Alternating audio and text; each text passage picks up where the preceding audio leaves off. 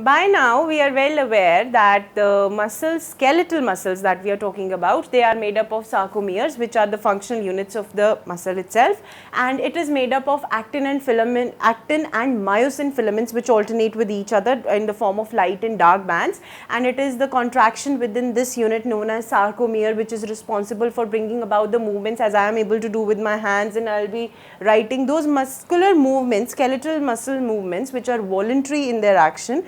They are carried out by contraction of specific proteins, and those proteins are known as contractile proteins. So we need to see the structure of each of those proteins. We have mentioned the names actin and myosin, the two contractile proteins which are present inside the muscles. Now we have to see what is the structure of these two proteins. As they are proteins, I am saying time and again contractile proteins, so they would be polymeric units. You know that a protein is a polymeric unit, and actin happens to be a polymer of F-actin. Alright. First of all, you need to know that actin itself is a protein which is having three more proteins inside it. First one is F-actin, second one is tropomyosin, and third one is troponin. So such is the arrangement of these proteins within actin filament that it enables the muscular contraction. For now, you just have to pay attention towards the structure. There is a polymer of G-actins. G-actins are the monomers which form F-actins, alright. There are two strands of F-actin present in an actin molecule. Please listen to the sentences that I am speaking clearly now, then I will explain it in the form of diagrammatic representation.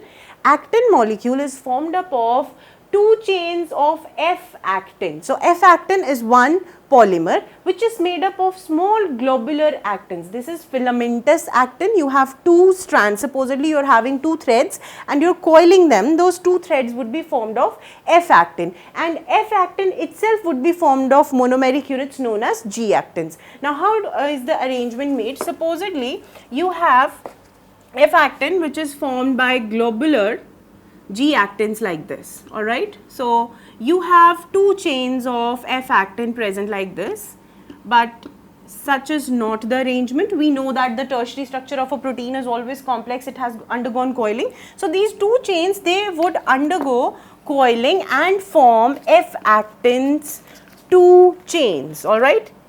Two F-actins as we call it. It would be something like this. There would be coiling which would be present, and each coil would have monomeric G-actins present in it. So from this line diagram's little bit modified version, you can make it out that how this F-actin coiling takes place. Coiling has to take place because it is a protein, and without coiling a protein is not a protein. So this is what would be two G-actins coiled in itself. Now apart from G-actins, there is another protein known as tropomyosin which is present, and it is thread-like, which coils this G-actin polymer known as F-actin in such a way that it appears a uniform structure, that along with the presence of, or I would present it in the form of red thread, this is tropomyosin which runs hand in hand. So you have another thing that is to be remembered, that two chains of tropomyosin would also be present, and at certain sites in the case of tropomyosin there would be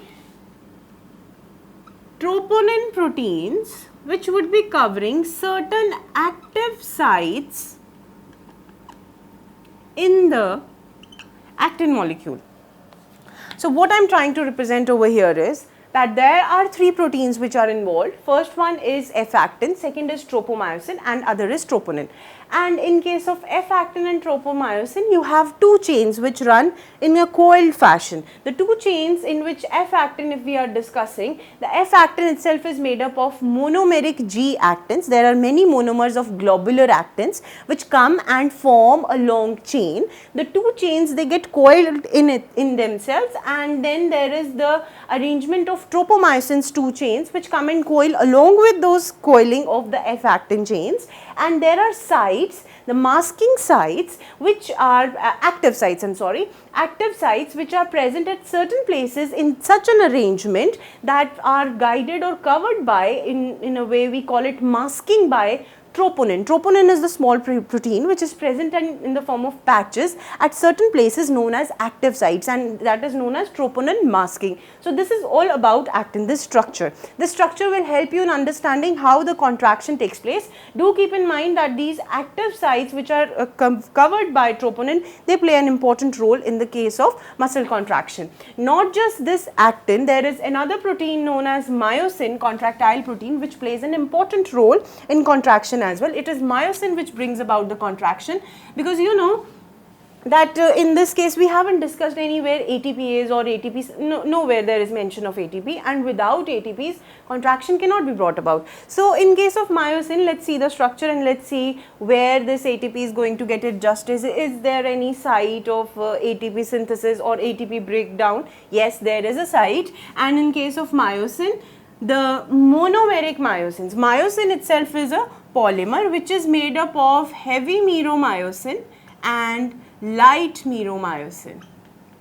So the polymer itself is myosin and the monomers are meromyosin proteins. Alright, so the meromyosins are of two types, one is heavy meromyosin, another is light meromyosin. Now how does it look like? Such is the arrangement, like this. This is a myosin protein. It looks more or less serpentine. There is a head that is known as heavy meromyosin. There is a neck that is known as cross arm, and there is a lot of coiling which is observed in this tail, as we call it. This particular thing is known as tail of the, such coiling occurs. This coiling is the result of myosin which is present, okay, and it would open up over here, something like this. Coiling, I wish I could draw a better representation of coiling. We would see a clear representation when we see a projected description for this, but for now what you have to understand is that this is the entire myosin filament, as we call it. This is the head and this is the tail. As you can see, it looks more or less like a snake. Now this head is having ATP binding site,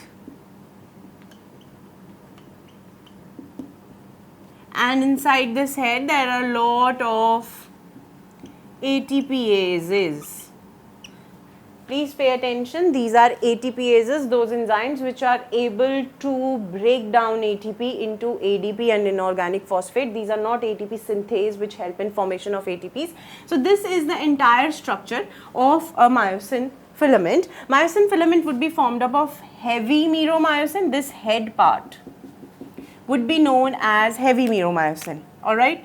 This part is heavy meromyosin and this tail part is light meromyosin, which is having coiled parts in it, and this is the entire monomeric structure that we are going to show you. There are many such monomers which come in coil and bind and form one myosin unit. So these are the structures of two contractile proteins. Again, I would put some light on myosin again. That myosin is formed of the monomer known as meromyosin. Meromyosin is further of two types. One is heavy meromyosin, another is light meromyosin. There are two molecules which come in coil properly. This head part is known as heavy meromyosin and this tail part is known as light meromyosin. This part is known as neck of the molecule, and this is not an organism. Please, this is just the arrangement of proteins is in such way so that it is having ATP binding sites in its head, and this head is going to come and join to the active sites of actin. So these two contractile proteins play an important role in muscle contraction. I hope you get an idea of their structures. And now the next topic that we deal with would be the contraction which is brought about by these muscles, how that takes place. For that you have to see the next lesson.